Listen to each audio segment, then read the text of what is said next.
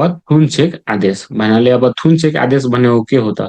जस्तै कि अब थुनचेक आदेश भन्नाले अब नेपाल सरकारवादी हुने फौजदारी मुद्दामा अदालतले अभियुक्तलाई पूर्वपक्षका लागि जेल पठाउने, धरौटी राखेर वा जमानतमा छोड्ने भन्ने प्रारम्भिक आदेश नै थुनचेक आदेश हो। भन्नाले अब सबभन्दा पहिला त फौजदारी मुद्दामा के बुझ्नुपर्छ कि अभियोग पत्र दर्ता भइसकेपछि नै फर्मल्ली रूपमा त्यो ट्रायल सुरु हुन्छ भनेर हामी बुझ्न सक्छौँ। ठिक छ? भन्नाले अनुसन्धान हुन्छ भने अनुसन्धान त जारी दरखास्तपछि भइराखेको नै हुन्छ। तर जबसम्म अभियोग पत्र दर्ता हुँदैन भने जबसम्म अदालतले केही पनि त्यो रिलेटेड ठुलो फैसला वा कुनै पनि प्रकारको अन्तरिम डिसिजन सुनाउँदैन। मात्र त्यो म्याद थपेको हुन्छ अनुसन्धान गर्दाखेरि। तर जुन बेला अभियोग पत्र दर्ता भइहाल्छ भने अभियोग पत्र दर्ता भइसकेपछि त्यहाँ के गर्नुपर्ने हो, के नगर्नुपर्ने हो त्यो डिसिजन हुन्छ। ठिक छ? र अभियोग पत्र दर्ता भइसकेपछि सुरुमा सुनवाई हुन्छ भन्नाले यहाँ हेर्न सक्नुहुन्छ प्रारम्भिक आदेश भन्नाले सुरुमा सुनवाई हुन्छ र त्यो सुनवाईको बेला त्यहाँ हेर्छ कतिको प्रमाण आएको छ र जुन अभियोग लागेको छ अभियुक्तमाथि भने त्यो अभियोग पुष्टि हुने कतिको प्रमाण छ र वास्तवमै त्यो अभियुक्त त्यो उम्मग्ने खालको छ कि बस्ने खालको छ वा त्यो अभियुक्त जो छ अभियोग लागेको अभियुक्त जो छ त्यो यदि धरौटीमा छोडियो भने त्यो भागिहाल्छ कि रहन्छ, फरार हुन्छ कि रहन्छ, त्यो सबैको अवलोकन गरेर सबैको सुनवाई गरेर एउटा आदेश हुन्छ जुन कि जिल्ला अदालतले गर्छ र त्यो जिल्ला अदालतमा आदेश हुँदाखेरि 3 टा कुरा हुन्छ। ठिक छ? एउटा जेलमा पठाउने कि धरौटीमा राख्ने कि जमानतमा छोड्ने। ठिक छ? अनि यो सबै कुरा 3टै कुरामा एउटा अवलोकन गरिन्छ प्रमाणको अनुसार र बहस सुनिसकेपछि नै त्यो जजले डिसिजन गर्छ र जुन त्यो डिसिजन गर्छ प्रारम्भिक आदेश जुन गर्छ यो 3टैमा के गर्ने र के नगर्ने भने त्यसलाई नै हामी थुनचेक आदेश भन्छौँ। भन्नाले थुन्ने कि छेक्ने भन्नाले थुन्ने भने त्यो भइ नै हाल्यो कि तपाईँको जेलमै गइहाल्यो अनि छेक्ने भन्नाले एउटा जेल जाने पनि भनिन्छ वा त्यसलाई जमानतमा राख्ने वा धरौटीमा राखेर छोड्ने कि पछि ग्रान्टी राखेको छ पछि त्यो व्यक्ति आउँछ नै भनेर त्यो विश्वासको साथमा त्यसलाई छोडिन्छ। र त्यो कुनै पनि मुद्दामा थुनचेक आदेश गर्दाखेरि त्यो मुद्दाको ग्राभिटी कति छ र त्यो कस्तो खालको मुद्दामा छोड्न सकिन्छ र कस्तो खालको मुद्दामा छोड्न सकिँदैन त्यसले म्याटर गर्छ। जस्तै कि अब अङमङ मुद्दा भइहाल्यो वा तपाईँको अलि ठगी टाइपको नर्मल ठगी टाइपको मुद्दा भइहाल्यो भने त्यहाँ पैसा हालेर छोड्न पाइन्छ भन्नाले थुनचेक आदेशमा छोड्न पाइन्छ, धरौटीमा राखेर छोड्न पाइन्छ। तर ग्रिभियस टाइपको क्राइम छ जस्तै कि रेप नै भइहाल्यो वा कुनै पनि प्रकारको मर्डर भइहाल्यो जसमा कि 15 वर्षदेखि 20 वर्षसम्म पनि सजाय हुन सक्छ, 10 वर्ष पनि सजाय हुन सक्छ भने त्यस्तो खालको हार्ड पनिसमेन्ट दिने खालको यदि कुनै पनि क्राइम छ भने त्यहाँ धरौटीमा राखेर वा जमानतमा छोड्ने काम हुँदैन।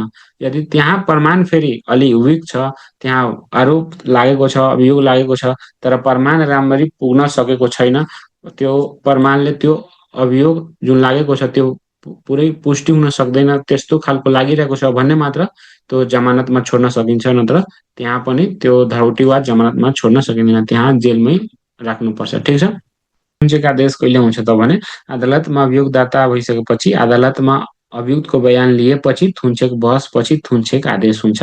भन्नाले अब सुरुमा त बहस हुने भनेको थुनचेक बहस नै हो र त्यसमा अभियुक्तको बयान पनि लिन्छ यदि अभियुक्त त्यहाँ उपस्थित छ भने अनि अदालतमा जुन अभियोग पत्र दर्ता भइसकेपछि नै यो सबै कार्य हुन्छ भनेर तपाईँ इजिली बुझ्न सक्नुहुन्छ। ठिक छ?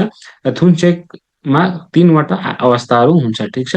हामी माथि नै मिनिङमा हामी पढिसक्यौँ भन्नाले थुनचेकमा कुन अवस्थाहरू हुन्छ भने पूर्वपक्षका लागि थुनामा पठाउने भन्नाले अब अझै अगाडि इन्भेस्टिगेसन गर्नको लागि वा फेरि अझै केही प्रमाण जुटाउनु छ वा फेरि पछि फैसला गर्नु छ भने त्यस्तो अवस्थामा एउटा थुनामा पठाउन सक्छ फेरि वा धरौटी वा जमानतमा छाड्ने। ठिक छ? भन्नाले केही धरौटी पनि राखेर छोड्न सक्छ वा जमानतमा पनि राखेर छोड्न सक्छ र साधारण तारिखमा पनि छोड्न सक्छ। भन्नाले यदि विक टाइपको मुद्दा छ वा प्रमाण पनि छैन र धेरै साधारण प्रकारको मुद्दा छ जस्तै कुटपिट प्रकारको मुद्दा भइहाल्यो वा गाली बेइज्जती खालको मुद्दा भइहाल्यो भने त्यहाँ पनि साधारण तारिखमा छोड्न सक्छ। त्यहाँ के गर्नुपर्छ कि कुनै पनि धरौटी राख्नु पर्दैन, कुनै पनि जमानत राख्नु पर्दैन, त्यहाँ मात्र एउटा विश्वास दिलाउनुपर्छ कि म साधारण तारिखमा उपस्थित भइहाल्छु भने त्यस्तो विश्वास दिलाएपछि गएर अदालतले हेर्छ कि यो आफैले उपस्थित भइहाल्छ र प्रेस्टिजियस व्यक्ति छ भने त्यसलाई साधारण तारिखमा पनि छोड्ने गर्छ। ठिक छ? पूर्जीमा के लेखिएको हुन्छ त जस्तै कि अब थुनुवा पूर्जी भन्नाले कुनै व्यक्तिलाई उचित कानुनी प्रक्रिया पूरा गरी थुनामा राख्ने अवस्था आएको छ भने निजलाई औपचारिक रूपमा थुनामा पढ्नुको कारण र आधारको लागि दिइने पुँजीलाई थुनुवा पुँजी भनिन्छ। भन्नाले यदि कुनै पनि व्यक्तिलाई थुनामा राख्न गइएको छ वा राख्नु परेको छ भने त्यो अवस्थामा त्यो व्यक्तिलाई जान्न पाउने अधिकार छ कि म किन थुनामा पर्यो भने त्यो थुनामा पर्नुको त्यहाँ कारण खुलाएर र कुन आधार बमोजिम त्यसलाई थुनामा राखिएको छ त्यसको कारण खुलाएर त्यसलाई जुन पुर्जी दिइन्छ भने त्यसलाई नै थुनुवा पुर्जी भनिन्छ। ठिक छ? र यहाँ हेर्न सक्नुहुन्छ थुनुवा पुर्जीमा के लेखिएको हुन्छ भने त्यसको एन्सर 5 वटा पोइन्टमा लेखिएको छ। जस्तै कि थुनामा राख्न लागेको व्यक्तिको नाम र ठेगाना सहित अन्य विवरण। भन्नाले त्यो थुनुवा पुर्जीमा कुन व्यक्तिलाई राख्न गइएको छ भने त्यसको नाम, ठेगाना र त्यसको त्यो हुन्छ नि ठेगानाहरू र त्यसको बाजेको नाम के हो, त्यसको बजैको नाम के हो, त्यो सबै कुराहरू अन्य विवरणहरूमा आउँछ, त्यो त्यहाँ लेखिन्छ। त्यसपछि थुनामा राख्नुको स्पष्ट कारण कुन अपराधमा समातिएको हो त्यो कुरा। भन्नाले थुनामा राख्नुको मुख्य कारण के हो त? अब कुन अपराधमा समातिएको छ, अब अपराध पुष्टि हुन लागेको छ कि लागेको छैन भने त्यो सबै कुरा त्यहाँ लेख्नुपर्छ। र कुन कानुनको दफा अन्तर्गत कारबाही गरिएको हो भन्नाले अब त्यही माथिको इक्जाम्पलको रूपमा हामी लेख्छौँ। भन्नाले जस्तै कि अब मर्डर भइहाल्यो, ठगी भइहाल्यो वा चोरी डकैती भइहाल्यो भने त्यो अपराधमा समातिएको हो भनेर त्यहाँ लेख्नुहुन्छ भने तल कुन सेक्सनको बमोजिम लेखिएको हो 178, 77 वा 219 कुन तपाईँको दफा बमोजिम त्यहाँ समातिएको छ भने त्यो कुरा लेख्नुपर्छ।